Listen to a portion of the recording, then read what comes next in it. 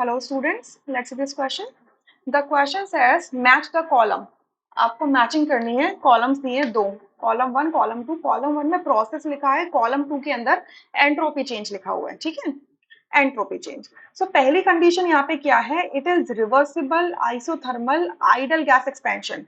Isothermal है, मैं ए के लिए पहले समझाती हूँ। आइसोथर्मल है, आइसोथर्मल का मतलब क्या होगा, आइसोथर्मल इसका मतलब क्या होगा, delta T is equals to zero होगा, ठीक है।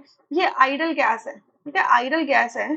सो आइडल गैस होने की वजह से डेल्टा यू की वैल्यू मतलब इंटरनल एनर्जी चेंज जीरो होगा, जिसकी वजह से क्यू क्या होगा, माइनस डब्ल्यू की इक्वल हो जाएगा according to first law of thermodynamics. Clear, Q is equals to minus W according to first law of thermodynamics. Clear. अब यहाँ पर क्या हो रहा है, एक्सपेंशन हो रहा है, ठीक है, एक्सपेंशन हो रहा है। तो जब ये सिचुएशन होती है तो हमारा जो डेल्टा एस होता है, delta S total, it is equals to zero होता है, ठीक है, it is equals to zero. Therefore delta S system is equals to minus times of delta S surrounding, ठीक है, ये होता है। तो अब अगर मैं यहां से देखती हूँ तो यहां से या तो मैं सिस्टम के रिस्पेक्ट में आंसर कर दूं या सराउंडिंग के रिस्पेक्ट में कर दूं। So reversible isothermal, reversible and isothermal के लिए एक्सपेंशन के लिए देखें तो डेल्टा एस सिस्टम के टर्म्स में देख रहे हो तो यहाँ जीरो लिखा हुआ है, नहीं डेल्टा सिस्टम जीरो नहीं होगा, it would be a positive value, ठीक है, क्योंकि एक्सपेंशन हो रहा है। क्लियर, एक्सपेंशन हो रहा है। तो अब सराउंडिंग के टर्म्स में देख रहे हो तो सराउंडिंग क्या होगा, माइनस टर्म्स में आएगा, माइनस के साथ आएगी इसकी वैल्यू, यानी कि सराउंडिंग का entropy change will decrease, surrounding की एंट्रोपी विल डिक्रीज।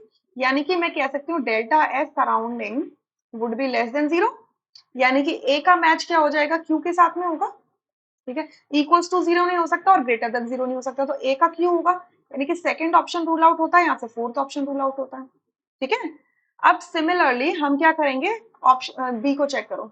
बी को लिखा, बी के लिए यहाँ पर लिखा हुआ है reversible adiabatic idol gas expansion, idol gas sorry compression, compression लिखा हुआ है, मतलब वॉल्यूम कम हो जाएगा, ठीक है। अब अगर देखो रिवर्सिबल है और एडियाबैटिक है, एडियाबैटिक का मतलब क्या होता है कि exchange of energy is not taking place, यानी कि Q is equals to zero होगा, ठीक है।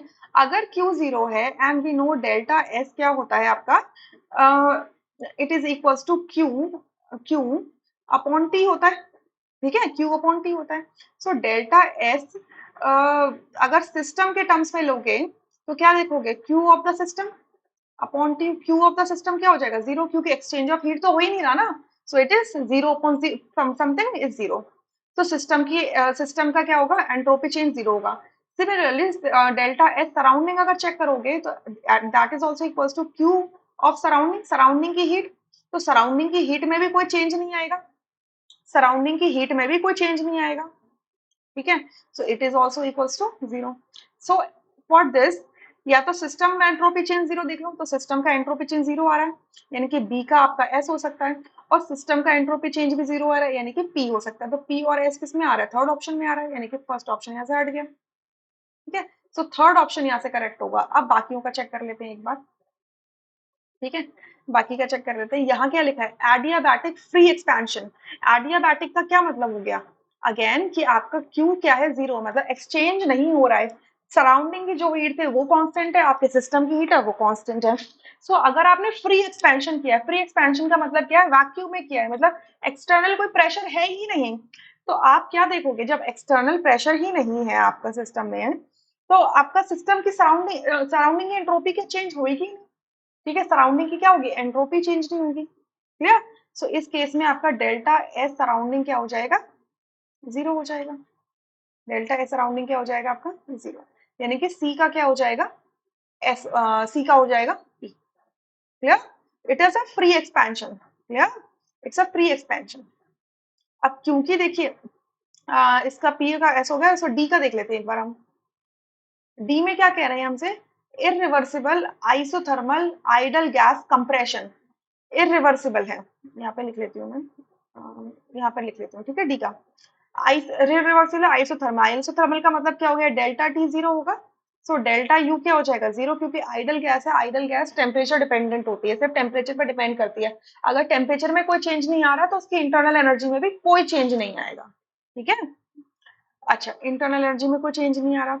तो अब यहाँ पर हमसे क्या कह रहे हैं कि इरिवर्सिबल हो रहा है, आइसोथर्मल हो रहा है। अब इरिवर्सिबल में दो केसेस होते हैं, या तो फ्री एक्सपेंशन हो या फिर इंटरमीडिएट एक्सपेंशन हो, मतलब अगेंस्ट कांस्टेंट एक्सटर्नल प्रेशर हो। तो यहाँ पे अगर कुछ मेंशन नहीं किया, अगर फ्री एक्सपेंशन मेंशन नहीं किया है, तो इसका हम क्या मतलब क्या मानेंगे कि ये इंटरमीडिएट एक्सपेंशन हो रहा है, सॉरी नॉट इन कंप्रेशन हो रहा है। जहाँ पे मैंने एक्सपेंशन बोला समझ लेना कि कंप्रेशन हो रहा है, ठीक है।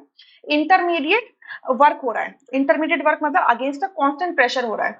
तो उस केस के अंदर आपका जो डेल्टा एस होता है, डेल्टा एस टोटल, वो क्या होता है, ग्रेटर देन जीरो होता है।